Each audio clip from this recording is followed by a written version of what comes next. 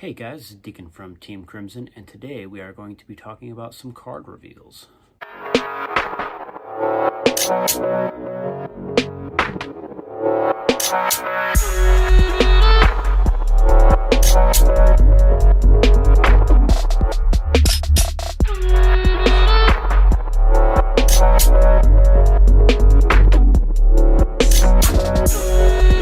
So I just want to start this off by apologizing that we haven't been bringing as much content as we'd like to. We're currently trying to figure out sometime we can get together and do a Crimson debate. So hopefully that will come in the next couple of weeks or so. But just watch out. I'm going to try to be making videos. I believe there's a couple other members that are going to try to be making videos. I don't know for sure though on the clan selection reveals. So as a lot of you guys know, we've had clan selection 1 and 2 that have been revealed, that we are going to be getting 3 cards that are brand new and 3 reprints, along with every PG is getting reprinted also. So we're getting news about that as it's going on. They just started revealing the cards last Tuesday, and I wasn't able to get together and make a video with anyone. So I'm coming to you guys now and revealing. Talking about those card reveals from last Tuesday's stream, last Friday's stream, and today's stream. So let's just get right into it. So the first set of cards that were revealed were Gold Paladin support. Pretty excited about that. So the first card that was revealed was Scout of Darkness Vortimer, grade 1.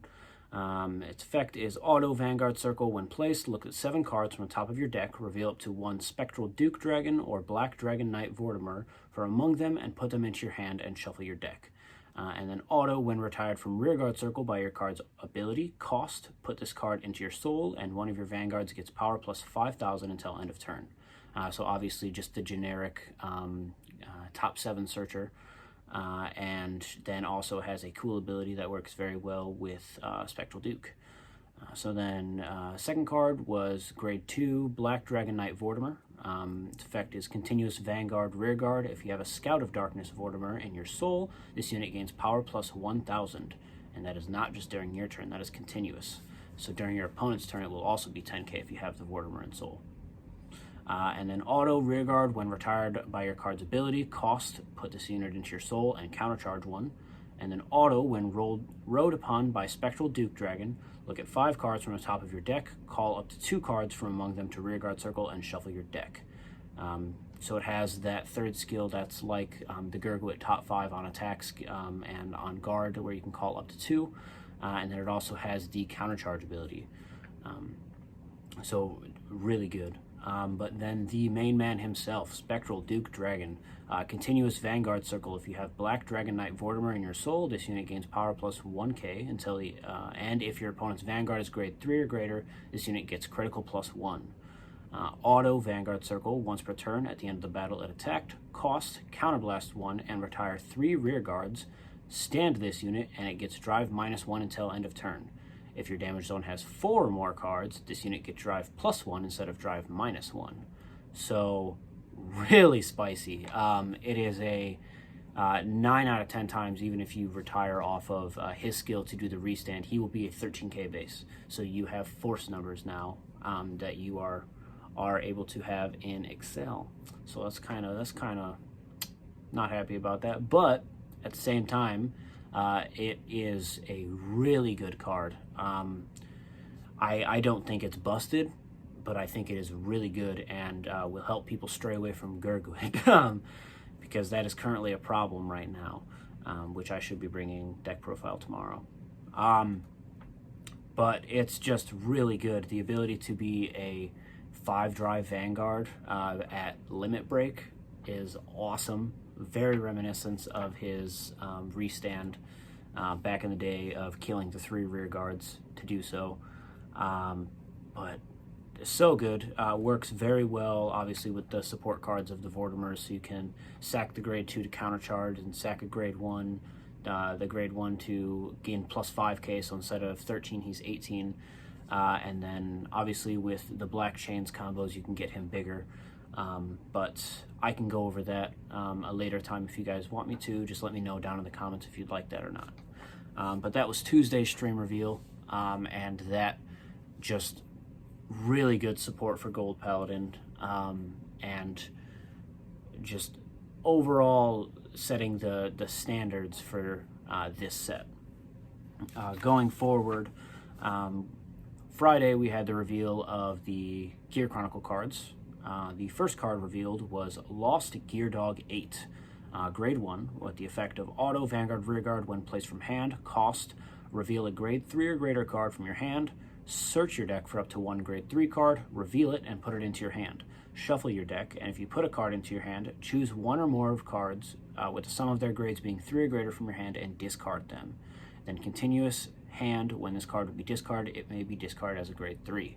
So that immediately fixes a lot of the G-assisting problems that Gear Chronicle has with only being able to play the 4 grade 3s and then having a 4 to 6 grade 4 count. So that is really good, really good card. You're probably still going to play it alongside of the grade 3 searcher though, so you have the extra boost to consistency. And then the second card revealed was grade 2 Steam Gunner Zand. Card effect is auto Vanguard Rearguard when placed. Cost, Soul Blast 1 and discard a card from your hand. Draw a card. Choose one of your opponent's rearguards with grade less than or equal to the card discarded from your hand for this cost and retire it. Then auto Rearguard when it attacks. If you wrote a grade 4 unit this turn, Soul Charge 1. So it refunds its own Soul Blast cost, which is really nice, and its own draw cost.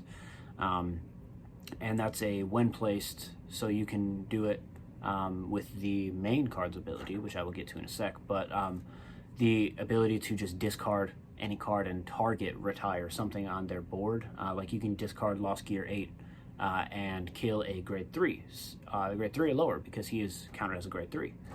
But the main man for Gears this set was Interdimensional Dragon Time Leaper Dragon, which is not Time Reaper like we thought it was going to be, but it's Time Leaper.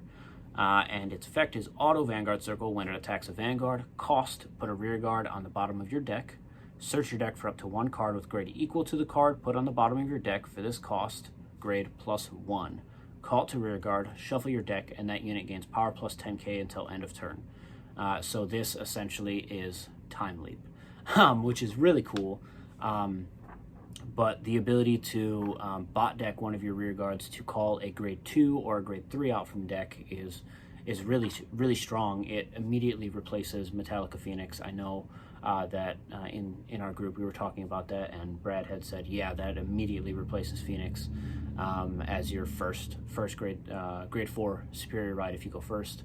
I mean, hell, it could even be used as a second. If you're going second and you don't have the resources or the best hand to do a next stage turn, you can still go into that to set up your board, which is really cool. And off of the skill, you can bot deck one of your grade 1s that you called back, like Tigar, that's at rest, to bring out the grade 2 Zand to get a target retire off of. So that's cool. It allows for the 4 to, I believe, 5 attacks with the promo, allowing you to call it back if you discarded that, so you pop a grade 1. But it really good card. I don't know how good it will be in a sense of Gears themselves, but I'll get into that in a little bit. But genuinely good cards revealed for Gears. So moving on to today's reveals, which was Megacolony. To start, they had Mutant Gentleman High Class Moth, grade 1. Its effect is continuous, deck, and soul. It is regarded as a grade 3. And then act Rearguard Circle, cost, rest this unit, put a normal unit from your drop zone on the bottom of your deck to countercharge 1.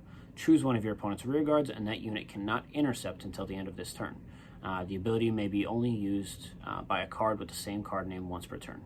So it's a hard once per turn for the countercharge, but it does give you that option to rest it to make your opponent, oh, you can't intercept with that. So example, if you're playing against an alt mile player, you hit one of their big intercepts, well, you can't intercept with that. Sucks to be you.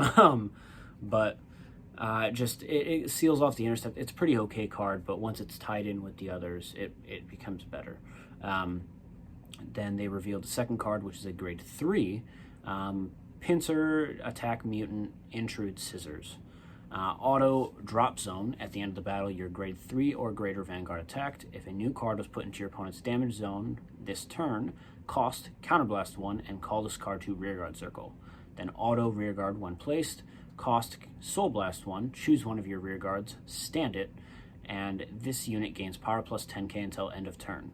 So that you can rest with the grade 1, bot deck a card, countercharge, intercept seal, and then you can use this to restand it for another attack. Or a booster, in a better way to put that. You can restand it for a booster and then he gains the 10k. So pretty good. But then the main grade 3, which I think personally is really good also, is Worm Toxin Mutant Venom Stinger. Auto Vanguard Circle. When a card is put into your opponent's damage zone during your turn, this unit gains power plus 10k until end of turn. And then Auto Vanguard. When it attacks, cost counterblast 1, put a rearguard into your soul until the end of that battle. Even if a trigger unit is revealed for your opponent's damage check, that trigger effect is not activated, and you perform the same trigger effect as the card's trigger effect. Then cost Soul Blast 1 grade 3, choose up to 2 cards from your opponent's damage zone, put them into his or her drop zone, and deal 1 damage to your opponent's Vanguard for each card put into his or her drop zone. So really, really good. It basically essentially steals what Angel Feather did with her Godiel, and did with literally all of their support cards. They heal and deal themselves. But now you are healing your opponent 2 damage to deal them 2 damage for a plus 20k. And any triggers they get, instead of activating them themselves, you get to activate them. And the good part about it is 9 out of 10 times when you use that ability, your opponent will have less damage than you. So if they check heal, you get the heal. And that is until end of that battle. So he will attack, have that trigger stealing ability, and even if they have to take a damage for the battle, for his battle, if they hit any triggers, you will get that bonus off of it. So any draws, crits, or if you're playing against Excel and they hit a front trigger, your front row gains 10k, which is cool. But that grade 1 counting as a grade 3 in soul is really good also. It helps with the consistency of you being able to continuously soul blast to grade 3. And obviously the rear ride, being able to throw a rear guard into soul is nice also, so you can throw your grade 3 scissors into soul. So you have that ability to restand something on your board. He gets plus 10k. Swing for a 22. Swing with your other column, or just one dude in that column. Then swing with Vanguard, suck him up, soul blast him, call him back, restand your other dude, and have that bonuses go off, and a whole bunch of shenanigans. So really cool, and really good in my opinion. Now, they have revealed one Excel, 1 Force, and 1 Protect. I do think that is going to be the trend, is they're going to reveal one of each gift type that they have up until they no longer have those gift types to reveal. Because next week's Tuesday stream is going to be Shadow Paladin. So overall, I believe that all these cards are really, really good. It's just a matter of how they were synergized with their own respective clans and the support they already have. The problem with the Megacolony units are, yes, they are very good, but with the support they have had already, I don't know how well they can build a complete deck out of everything. If you're a Megacolony player, please prove me wrong in the comments and say this is how it will happen, because I don't know how it will work. Because we have Gridora that does the cradles. There's the Miller. There's also the machinings. So I don't know. There's also Hercules, but don't know how it's going to work the best. Obviously, I'm assuming this will be your main grade 3 of the deck, and you'll probably run one of the other VRs or triple rares that is good for the supporting units with it, so that you have a deck that works well together and does roughly the same thing. I just don't know how that will work. Megacolony they've always seemed like they're going to get good support. It sounds good, and then it is absolute trash. And it's upsetting to see that. So hopefully this is a way to bring Megacolony back in a way, and be all like, oh, we're just gonna heal and deal you, and we're gonna win off that. But then there's Gear Chronicle. That new grade 4 is really good. The support cards are also really good. The problem is, right, the best deck is still Chronojet Next Stage. And yeah, it will replace the two copies of Metallica you're playing, and it'll probably be a 2 to 3 of in the deck, just so you can still hit it. And the support cards are still really good, but you obviously still prefer the Next Stage more than you prefer anything else. So I don't know how that deck is going to work. I don't know. Maybe you can play an upstream deck with the Mellum combo where you get the multi-attacks off and it's Time Leap. But God knows.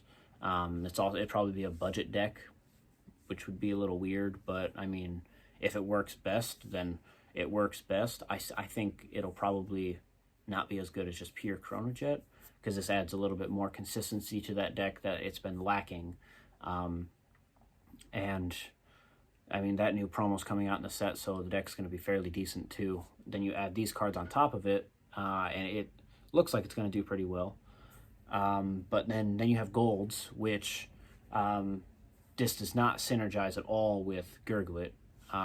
You might be able to play Ezel in it to get a little bit more of a I'm going to hit grade 3 before you type of deal, but you don't really care about that. You would just prefer to do the ride chain up, which the deck's going to be its own deck, in my opinion.